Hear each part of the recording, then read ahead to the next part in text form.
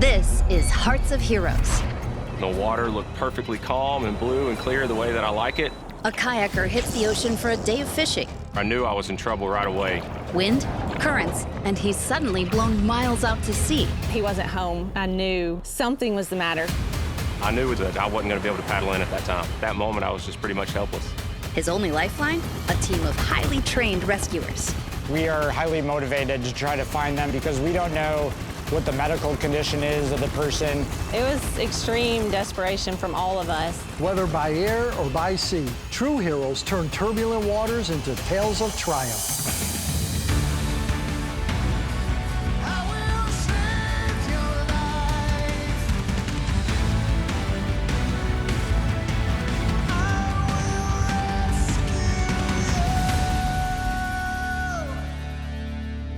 The ocean surrounding Florida offers endless activities for swimmers and boaters, but these waters can go from nice to nasty fast. When a kayaker found himself hopelessly lost at sea, a team of lifeguards, Coast Guard pilots, and rescue swimmers would embark on a 12-hour mission to try and locate him against all odds.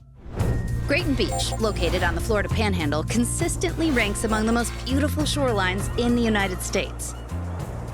84 square miles of just some very pristine areas that people really love to hang out and enjoy the sunshine of Florida. These coastal waters are an adventurer's paradise. Yet what seems tranquil can swiftly become tumultuous.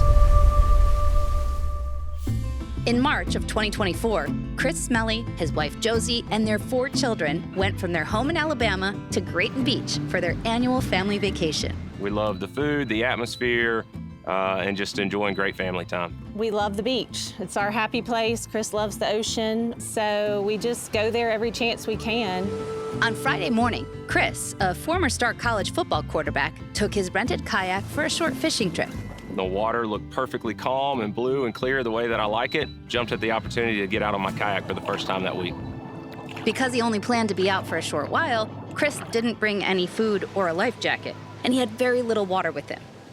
I grabbed a water bottle as I was walking out the door that morning, drank half of it before I even got into the boat. Usually what I do is I only go out for about an hour, hour and a half max. As he paddled into the ocean, Chris had no idea the ideal conditions were about to take a turn. Going out on any kind of boat by yourself can be dangerous. Knowing the water and weather conditions is key to staying safe. We had a due north wind for a large majority of the day, blowing anywhere from 10 to 20 miles an hour. The wind was blowing south, pushing everything out, including kayaks and boaters. So as soon as I turned to come back into shore, I knew I was in trouble right away. The wind was really strong. The way I was positioned on the kayak, I was sitting up kind of high, and my body was basically acting like a big sail. Chris was being pushed farther and farther out to sea. So I gave it about 3 max effort tries to get in, paddling as hard as I could for 2 or 3 minutes, and was still moving backwards the whole time. So I knew that I wasn't going to be able to paddle in at that time. When Chris didn't meet his family at the time they'd planned, his wife Josie tried to remain calm. We decided to take a bike ride around the little neighborhood. So when we get back from our bike ride, he's not there. And I'm like, why? You know, this is getting weird. After 3 hours of Chris not showing up, panic set in. At that moment, I just lost it. I knew something was the matter. As Josie waited for Chris at home, she sent her mom to get help.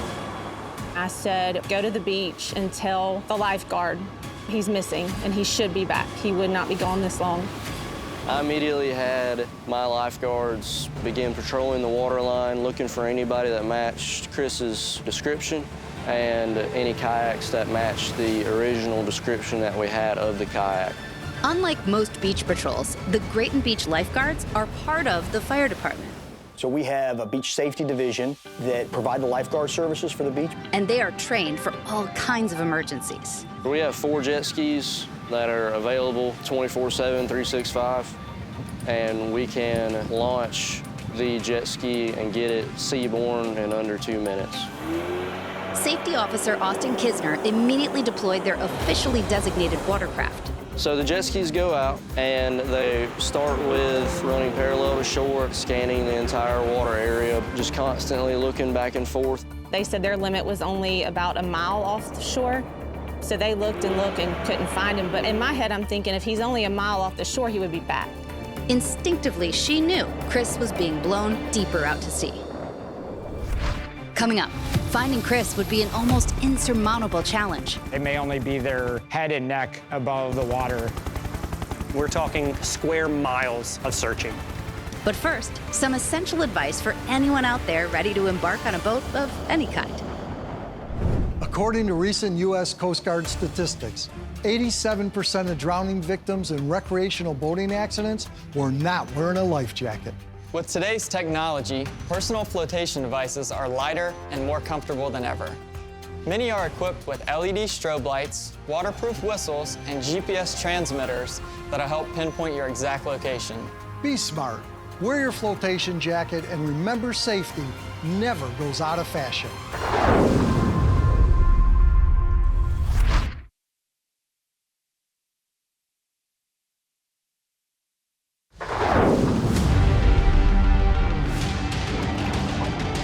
As kayaker Chris Smelly was 3 hours lost and being blown deeper out to sea, the Grayton Beach Safety Patrol were scouring the shoreline, but still hadn't found him. Once we've determined that all those areas and avenues had been investigated, we required more resources in order to solve the mystery. They soon reached out to the United States Coast Guard in New Orleans.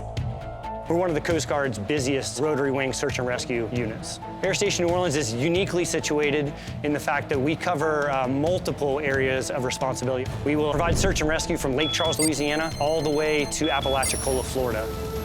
As they waited for the Coast Guard unit to make the 2-hour flight, Josie struggled with how to tell her children what had happened to their father. That's when I sat down with my boys and I pretty much just said, you know, Daddy's out and they're gonna bring him home. It's just gonna take some time. Meanwhile, Chris was fighting an emotional uphill battle. After 6 hours at sea, Chris had no food, no water, and the hot sun began to take its toll.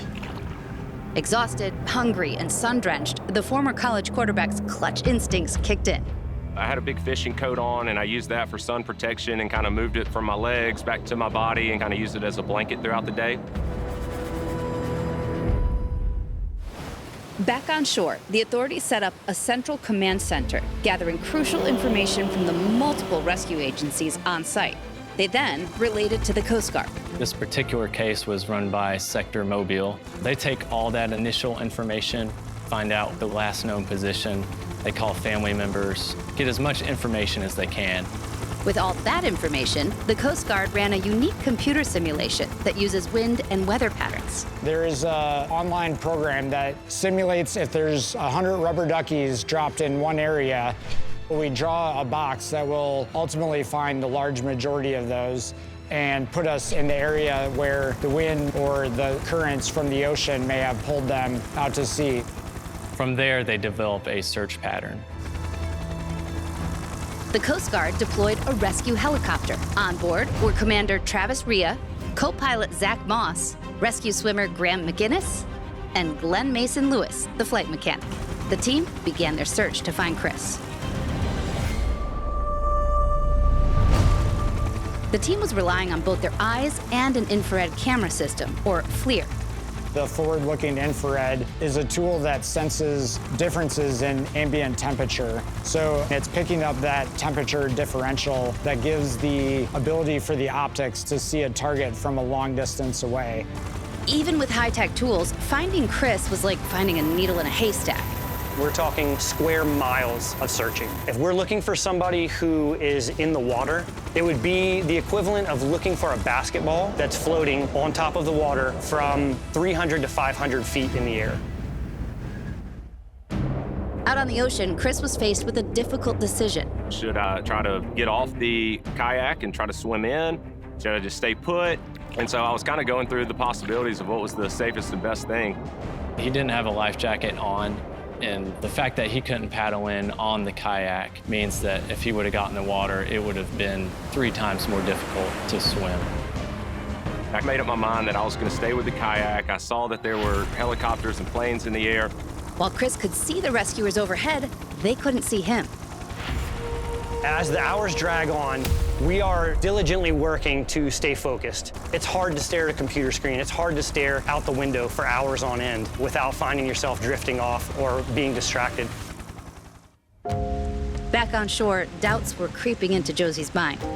That's when I was preparing for raising my kids by myself, honestly. That's when I was trying to figure out in my mind what was next and how we were gonna do this and get through it. Coming up, after hours adrift, hope begins to fade. That moment, I was just pretty much helpless. But first, did you know that there's a unique system to help keep you safe at the beach? While swimming in the ocean can be refreshing and exhilarating, water conditions can shift in just minutes. The beach flag warning system is an easy way to understand if the coast is clear. Purple warns of marine pests like jellyfish and stingrays. Green means calm conditions. Yellow signifies light surf and currents. Red is for high hazards or rough conditions. And finally, double red means the water is closed for public use. This warning system is easy to follow and effective. A little knowledge can go a long way to keeping you safe in the sea.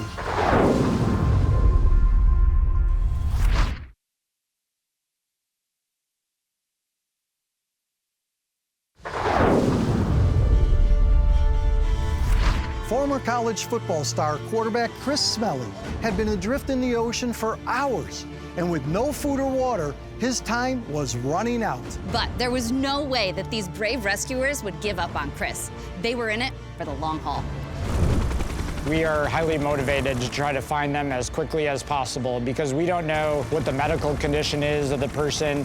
Hypothermia can easily set in. Something could capsize that kayak where you're out there floating. It can turn bad really fast.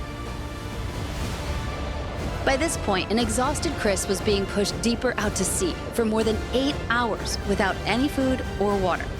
There were a few times where there were some big wave swells that almost knocked my kayak over, and so I was wanting to stay as glued to that kayak as I could. Hours of searching the open water was taking its toll on the rescue team, too. The fatigue sets in when you're searching, just looking at water for several hours at a time. Your eyes get tired, your body gets tired. Little did they know they had flown directly over Chris. One of the helicopters flew really, really close to me, enough that I actually threw my hands up and I thought I had been found for sure, and then they just kept going. And that was kind of the lowest point of being out there. On shore, all Chris's family could do was to wait and hope for a miracle.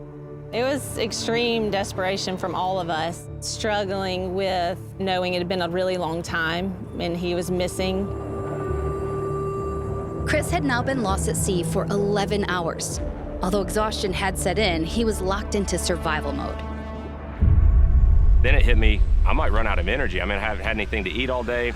And so I threw my fishing lines back out, and maybe I'll catch something that could sustain me if I needed it throughout the night. Incredibly, Chris managed to hook a small fish. It was slimy looking and didn't look very appetizing. I love sushi, but I wasn't really excited about this one. As the sun was setting, rescuers knew there was precious little time to locate Chris. Searching during the night is much more difficult. At this point, you're relying on the camera system, and finding that kayak in the middle of the vast ocean is going to be a very difficult challenge. There was a sense of fatigue as we were getting close to sunset, but we wanted to continue searching until there was another aircraft on scene. After 12 hours of searching, the team was ordered to return to base. But as the chopper was making its final sweep, something incredible happened. Just as we were making our turn for home, I saw a black dot zoom across my camera screen. What was that? You need to go back and look at that. So he's zooming in and says, guys, that's him. We found him. And we were so excited in the helicopter. So I started changing out into my water ensemble, and we started with a rescue hoist. We hoisted our swimmer down to the water to go and check on the health and well-being of this person. I looked out and the helicopter was hovering. It felt like forever before one of the sheriffs came over and said they located a kayaker who was waving at the helicopter. When he said that, then my hope came alive. As soon as I swam up, he had a big smile on his face. It looked like he was really happy to see us. The Coast Guard radioed to a rescue boat in the area where Chris was finally able to call his family. I got the phone to my ear and he said, "Hey, babe." And my emotions, I don't know what happened, but I just screamed really, really loud. She had been through quite a day. I can remember her saying, "Don't ever do that to me again." There was cheers, and the whole beach erupted in a lot of high fives, laughter, hugs, and cries, and that's pretty dang cool. Coming up, Chris's family gets a chance to thank the entire U.S. Coast Guard team. Chris! The heroes. I think you guys Thank getting y'all. I got to hug y'all's necks. Thank you, thank you, thank Yes, you. ma'am. You're so very welcome.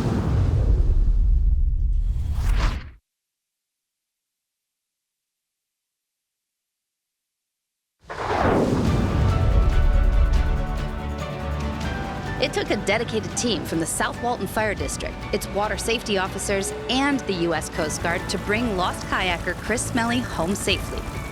And the success of their mission was due, in no small part, to his wife Josie quickly notifying authorities when he went missing. If Chris's wife hadn't called, I have very strong doubts that we would have gotten to him in time. There's a very real possibility that he could have continued to have been blown out to sea. You never know what could have happened if he would have stayed out there. Today, we arranged for Chris's family to meet and personally thank the heroes of the U.S. Coast Guard. I only got to hang out with the Coast Guard diver for a few minutes when I was still in the water, and so I'm excited to see him again. But first, en route to the Alabama reunion, Sheldon Yellen of our sponsor Belfour Property Restoration spent some time with these high-flying heroes. Graham, anytime you go out on the water, you've got to be prepared. You've got to have a life jacket, you've got to have a beacon, you've got to have water, and you've got to have bright-colored clothing. Absolutely. If you need that Coast Guard chopper to find you, a little faith doesn't hurt. It never hurts. Wow. Yes, sir. Unbelievable. Unbelievable, it really is. Today I saw 4 men really operating as one unit. These guys were so in tune with each other, listening to the instructions, watching their movement, and understanding how focused they are. These are heroic people here. Chris! The heroes. What's going on, Smelly family? The true heroes. How are you guys? Yeah, it's so nice to meet y'all. How are you? I'm Graham. Y'all. I gotta hug y'all's necks. Thank you. Thank you, thank How you, are you? thank Yes, you. ma'am. You're so very welcome. It was our pleasure. Thank you. Chris, this is your chance. What would you like to say to these gentlemen? I just want to say thank y'all for just the job that y'all do every day, and y'all are true heroes. And you know, I know that my family and I will forever be grateful for the work that y'all put in that day. So thank you so much. Josie, you were on shore. We're talking about almost 12 hours, Yes. right?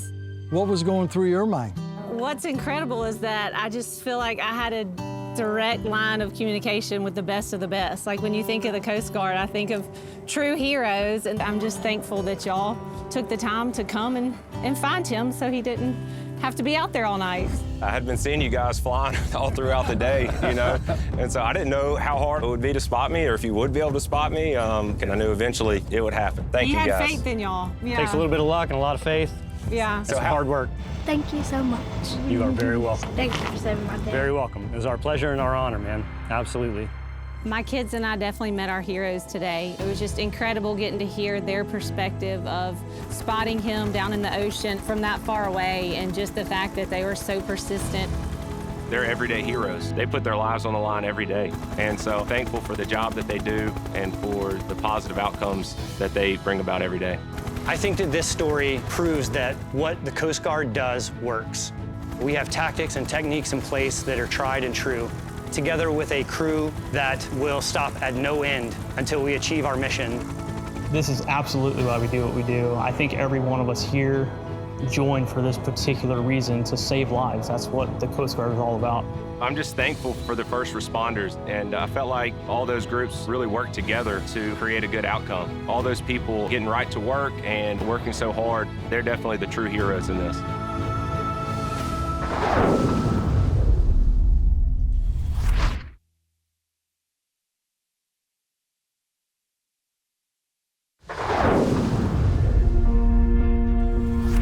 We can all learn from Chris's frightening ordeal, even if your planned outing is a short one. Always check the weather forecast. Be sure to have plenty of food and water. And don't forget the most critical part, have a way to communicate. That way, if you get in trouble, you can reach out while staying calm and wait with confidence for the professionals to do their job. We can't wait to see you next time, right here on Hearts of Heroes.